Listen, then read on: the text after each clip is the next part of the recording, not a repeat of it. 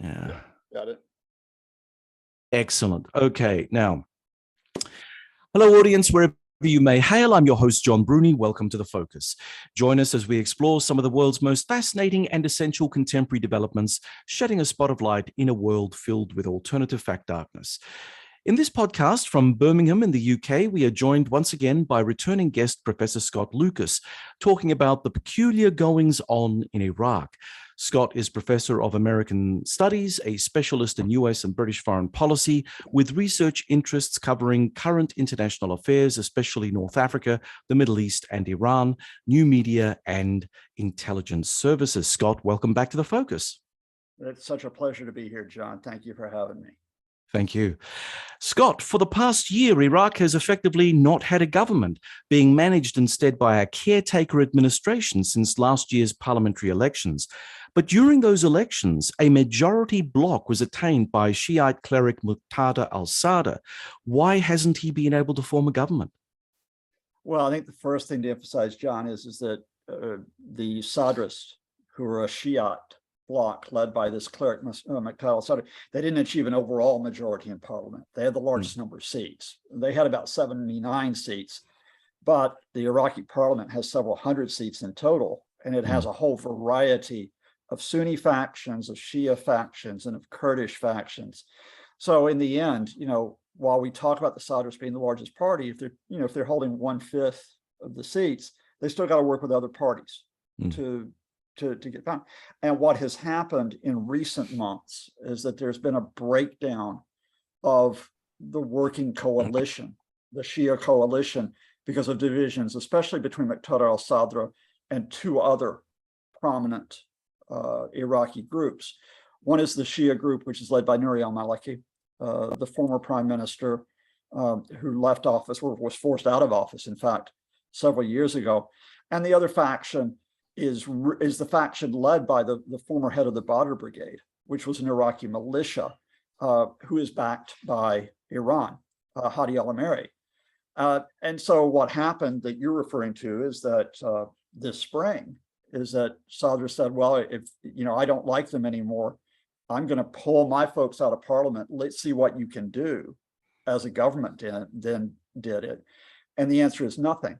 Now, Sadr's alternative was to try to form a coalition, and this would have been very distinctive for Iraq, given its recent history, with a Sunni bloc and with a Kurdish bloc. So no longer would it be like, a Shia majority that would be governing, but those talks, to establish, as it were, a Shia-Sunni Kurdish alliance really haven't progressed. There's been feuding in terms of division of post, et cetera. And so we are left, as you pointed out, with a caretaker government technically, but a government which importantly, and we can talk about why this is so important, does not have budgetary powers. That the courts have said it cannot actually pass a new budget or even have an emergency budget to try to increase money for essential services at a time when Iraq is suffering a record heat wave.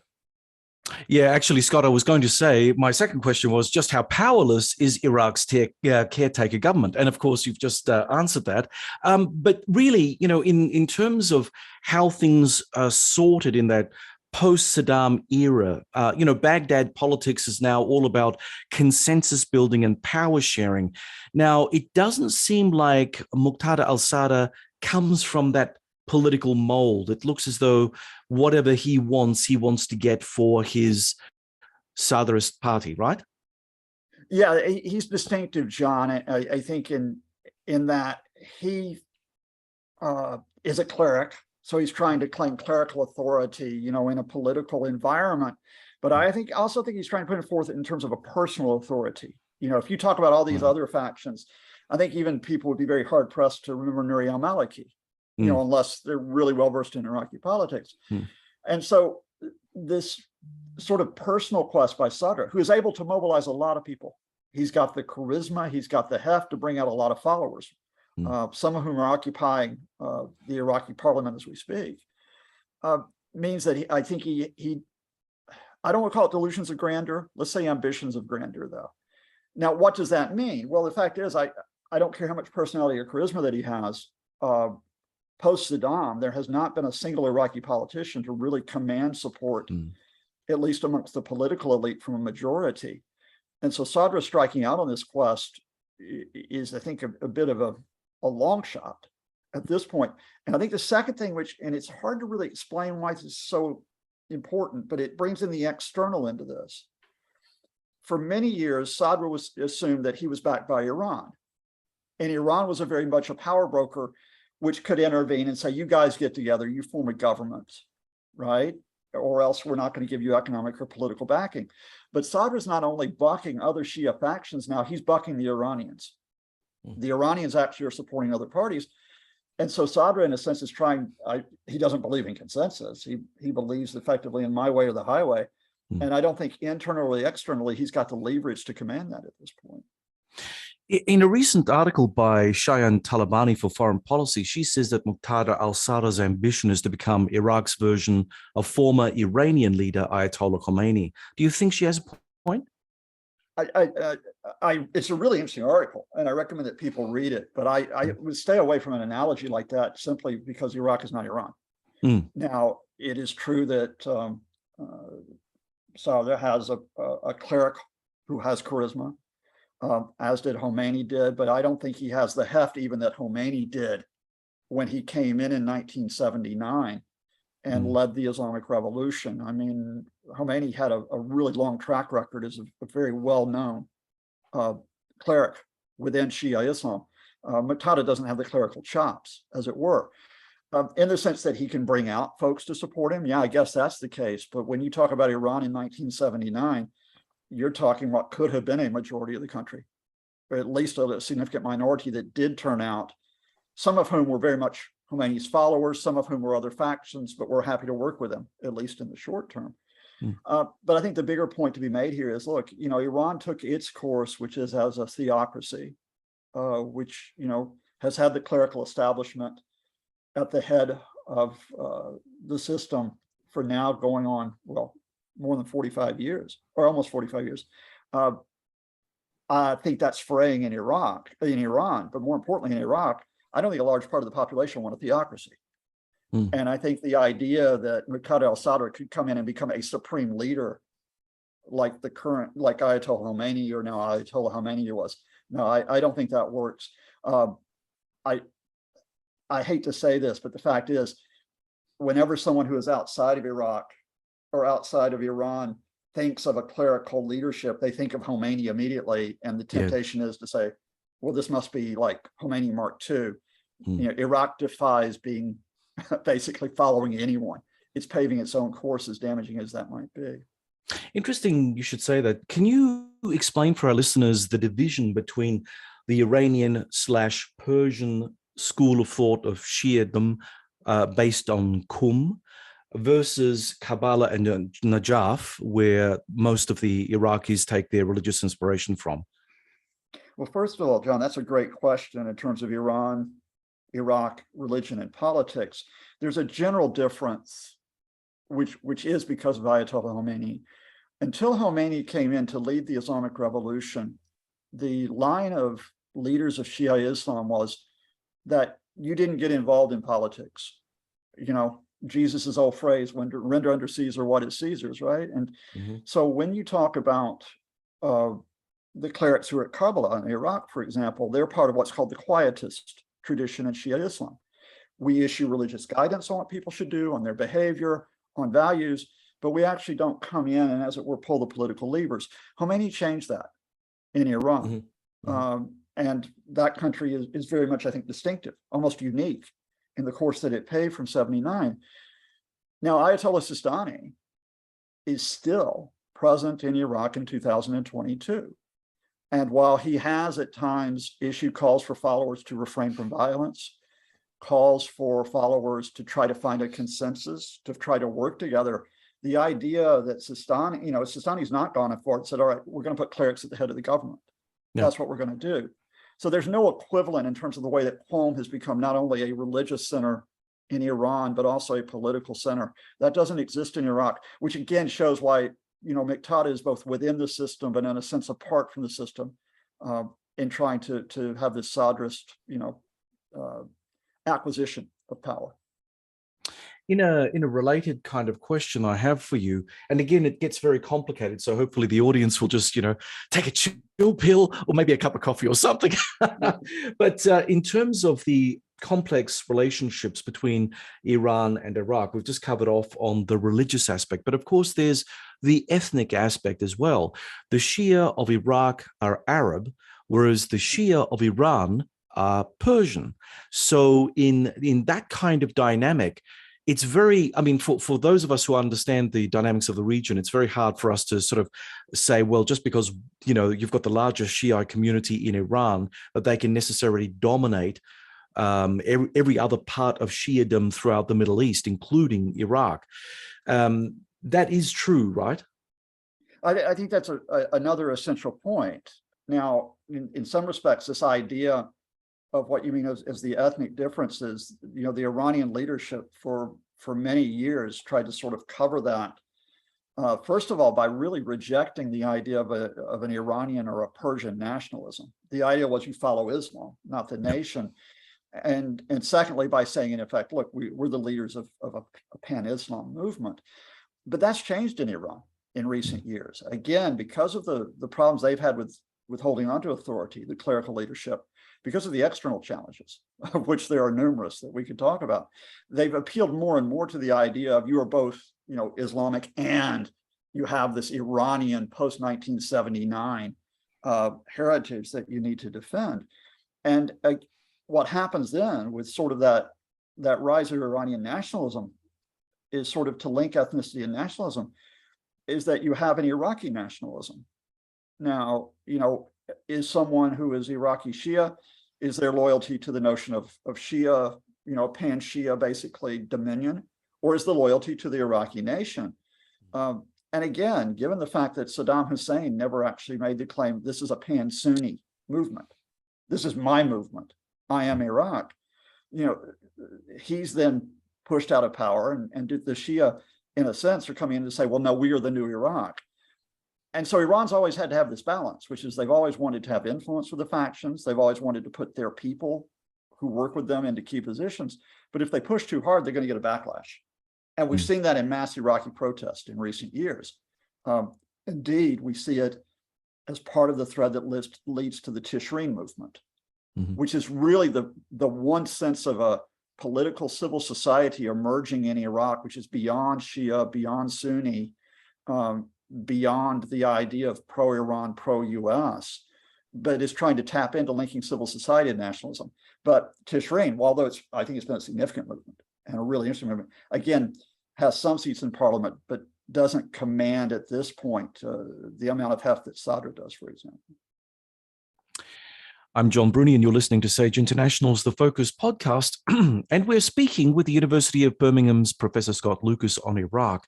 Now, Scott, just following on from what we've been discussing earlier, of course, from an outsider's perspective, but obviously also from a political perspective within Baghdad, there is this lingering problem, this fear that the Iraqi political system is being penetrated by Iranian interests.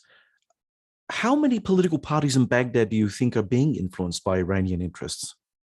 Well, I think there are certainly a number of political parties within the Shia bloc, what's now called the coordination bloc, who have links with Iran. So I mentioned Hadi al-Amiri, who was the leader of the Badr militia. Well, that militia was backed by Iran, at a time when there was the insurgency against the United States at a time of the Civil War. Tehran was very much linked to that, and al-Amiri still is linked to them.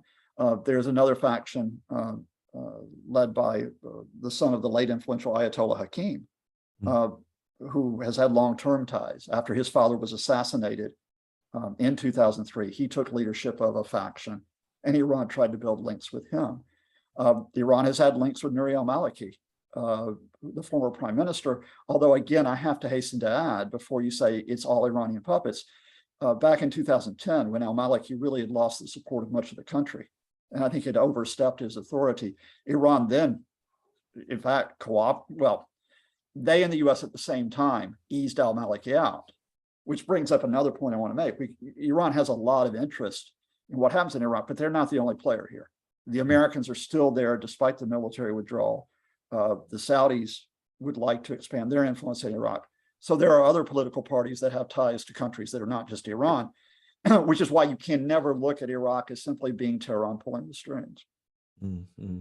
Are these political ties, where they do exist, more based on pragmatism? Like, for instance, if a particular political party does have ties to Iran, they only get activated when they think that there's a pointed weakness that they fear is going to overwhelm them at some point, so they can lean on the Iranians for support under certain conditions. But certainly those conditions are no zero-sum game.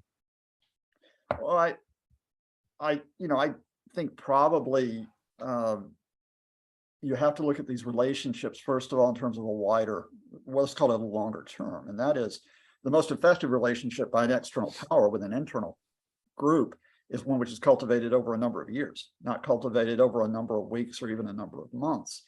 And it's best to look at those relationships as being shifting. Now, they shift in times depending on what the external power wants, shifts in terms of maybe change of leadership with the internal faction, but it shifts most of all in terms of circumstances. So, let's take an example here. When the Iranians were happy to work with Muqtada after Saddam Hussein was toppled from power, that's because Muqtada was a thorn in the side of the Americans. The Americans had him on a kill list. That's how serious they wanted to take him out. Now, as Muqtada tends to flex his muscle, and in a sense, it becomes more about him rather than a faction which is working with Iran, then the Iranians are going to recalibrate that and think, well, maybe we want to go with someone else, some other faction that we want to work with. The Americans are the same way. They've worked with different Iraqi politicians, both Shia and Sunni, when they thought, look, this is the person we want in power, nominally to stabilize Iran, but quite often to protect the American interest in the area.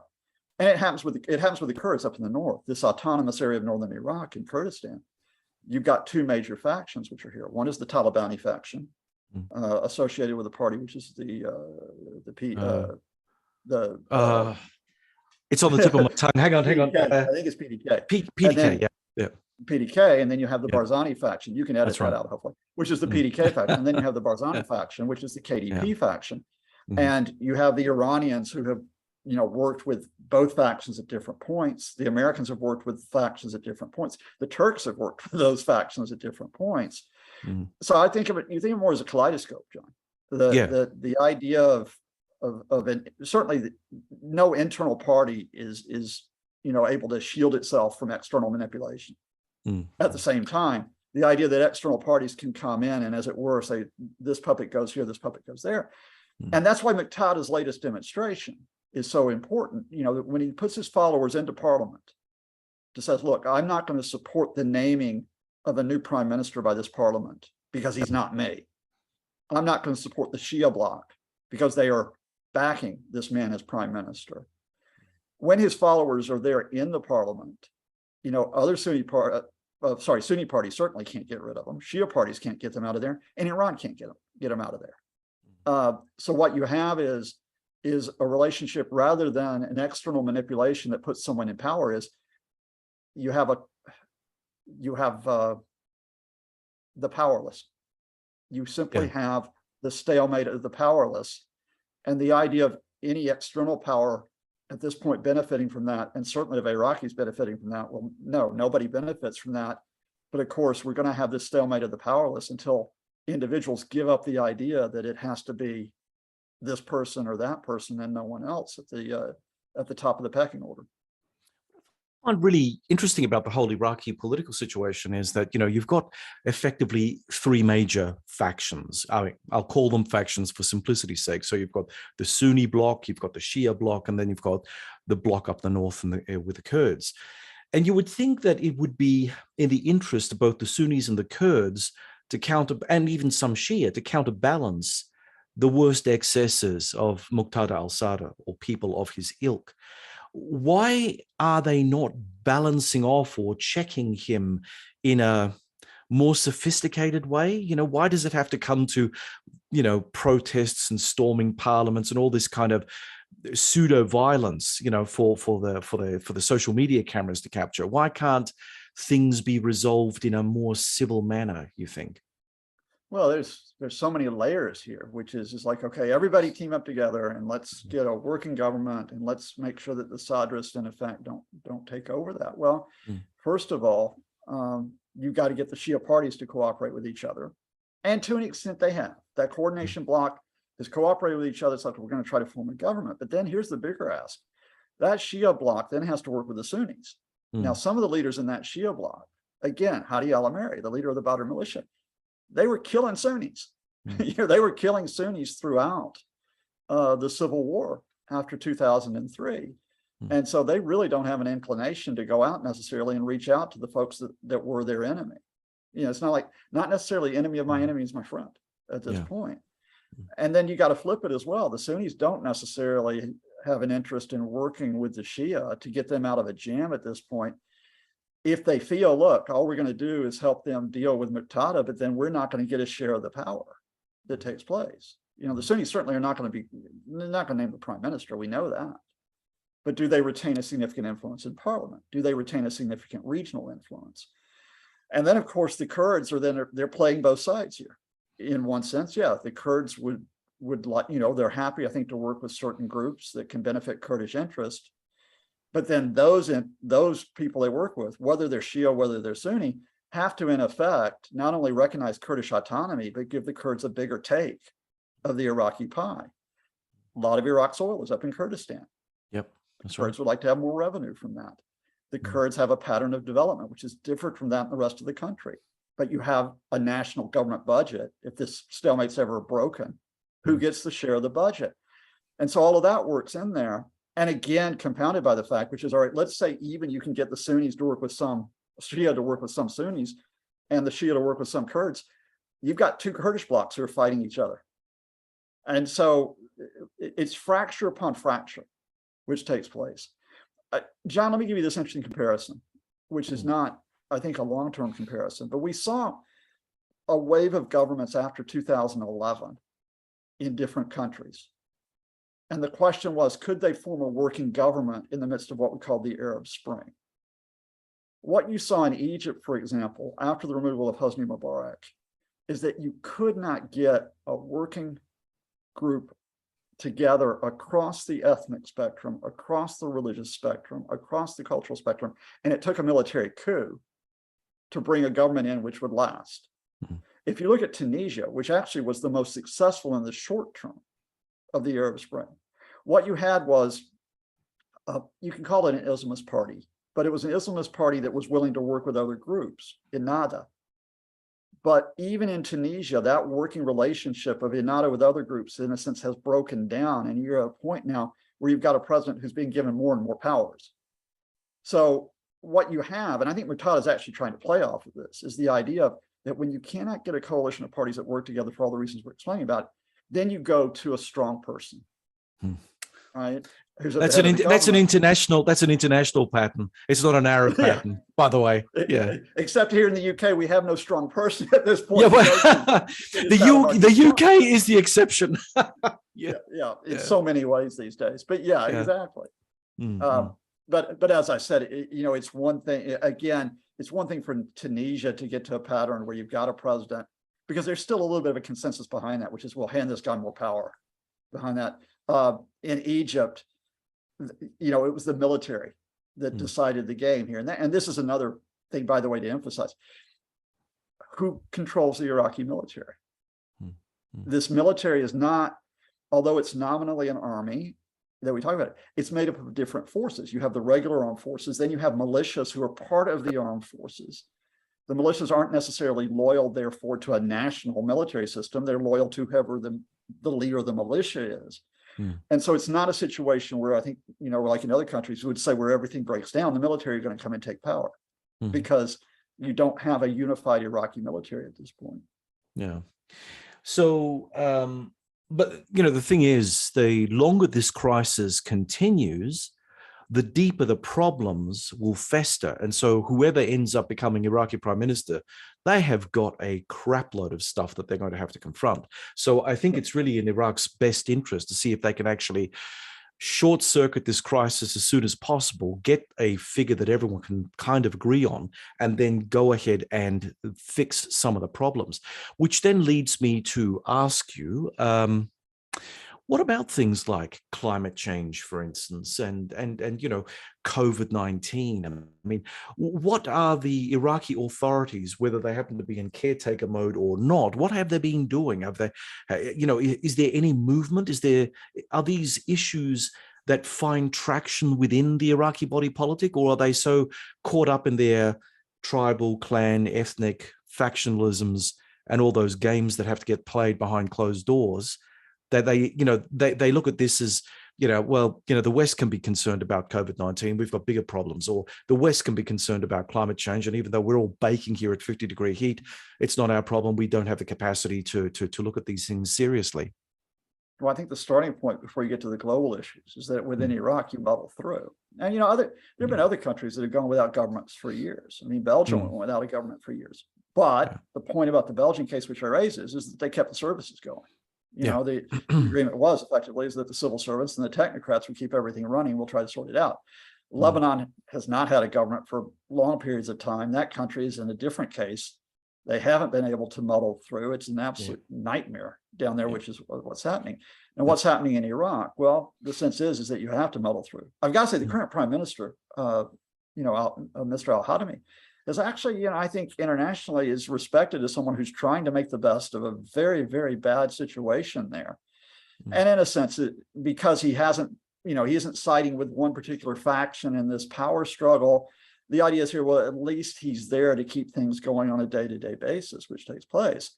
Now, that meant that, for example, you refer to COVID-19, Iraq did not, everybody got hit hard by COVID-19, but it didn't overwhelm the country. They did keep the system going.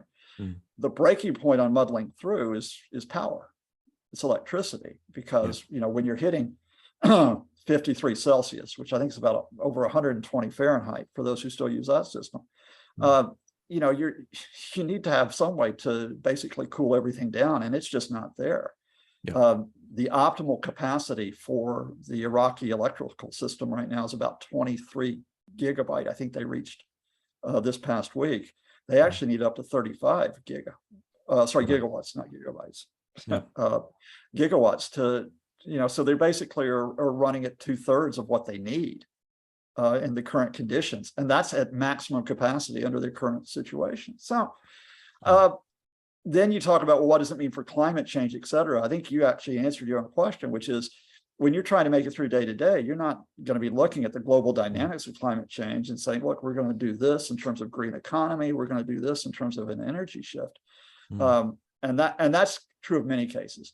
Iraq's still posing that it can be a regional power broker. They've had different parties there to talk about the idea of, we'll have a discussion here about how to resolve the Syria crisis. We'll have a discussion here about how to resolve the Iran situation.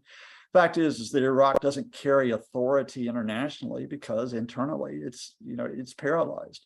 And that's not doing down the very, very good, and I'll bring it around to this, Iraqi folks who want a better country. And they want a better country to make this a better world. So those civil society groups you talk about, including Tishreen, including other groups, they will hold up climate change. They will hold up COVID-19. They will hold up issues such as providing public services. But the starting point is we need governance. We need decent governance here. And then we can talk about providing cooperation for decent governance to deal with the global issues. Now, I know that we're under a bit of time pressure here, Scott, so I'll try to keep the next couple of questions really short. First and foremost, another pressing issue for the Middle East, obviously, is food security, considering that is an ongoing issue with the Russia-Ukraine war. We have now seen that there have been a few ships that have been released from Ukraine to come in. There's now, just off the coast of Lebanon, a dispute, whether or not the Lebanese will get a bunch of grain from Ukraine. It seems that there's a dispute over, well, it's taken 5 months for the ship to get here, so therefore we're not going to be paying for whatever is coming. The Lebanese are great hagglers, but I think that because they're living in a governless environment at the moment, and they've had a bread shortage now for many months. I think most people in Lebanon would just want to get the grain in and let the big wigs discuss and fiddle around all they like afterwards. Is this a problem in Iraq? Is food security becoming much more difficult, or have they managed to solve it somehow? Not to the food issue in Iraq is not as serious as the extent it is in Lebanon, and the reason why Lebanon is a special case is because the financial and banking system's broken down. Again, for reasons I can get into, but largely because of corruption and mismanagement in Lebanon. You had banks that were operating effectively without capital behind them, and the whole system is collapsing. And so when you talk about, people may be haggling about the individual contract about a grain ship that's arrived in Lebanon, whether or not it's late is not the point here. The point is who's going to pay for it and how are they going to pay for it? And so Lebanon at this point is on life support because you don't have a system that can move the funds around to be able to pay salaries, to be able to pay for essential equipment that's taken place. And so, we focus on Iran quite rightly because it has serious problems. But at this point, there's still a financial and banking system in Iraq. And of course, big difference between Iraq and Lebanon, Iraq's got oil. And even though the government cannot pass an emergency budget, it is getting more revenues to finance the existing budget because the oil price is going up and will continue to stay high in the midst of the Ukraine crisis. Finally, we know now that the Gulf states and Israel seem to be developing a form of strategic alignment, shall we say, against the Iranians. My question, Scott, is what do you think if there is going to be a kickoff between the Israelis and the Sunni Arabs on the one side versus the Iranians on the other? Will Iraq become the meat in the sandwich of any military struggle between these two regional giants? Iraq's always going to be at the center of maneuvering by various countries, but I don't think we're talking about Iraq at the center of a confrontation at this point, because I think even if the Iran nuclear talks don't produce an agreement, and it's 50-50, depends on whether or not the Iranians will compromise. Even if we don't get an agreement out of the nuclear talks, the approach to Iran is going to be to try to squeeze it economically and to try to, the Israelis are going to mess around with covert action. And I don't think the Iranians have the strength right now to try to wage a wider regional war. And I don't think the Americans certainly don't want to make Iraq, well, they don't want to walk into a repeat of 2003. So, silver lining here, which is as bad as it is in Iraq, I don't think we're talking about all-out confrontation. Excellent. Well, anyway, look, Scott, thank you very much for being on The Focus yet again. And I know that you have to run off, so it's been great. We'll have to do this again sometime. You guys are stars. Stay safe, stay sane. Talk to you soon. Thank you. Thank you very much, Scott. Cheers, Thank John. you. All right. Bye. Bye now. Bye. University of Birmingham, Professor Scott Lucas. That's it for this episode. We hope that you enjoyed the show. My thanks to our returning guests, Scott Lucas, and producers Neil Smart and Malcolm Hughes. Thanks also to the Ozcast Network. You can find The Focus on the Sage International website at sageinternational.com.au, the Ozcast Network, iTunes, Spotify, Stitcher, and TuneIn. So if you like what you've heard, please like and review us on your favorite podcast platform. Until next time, I'm John Bruni, and you've been listening to Sage International's The Focus.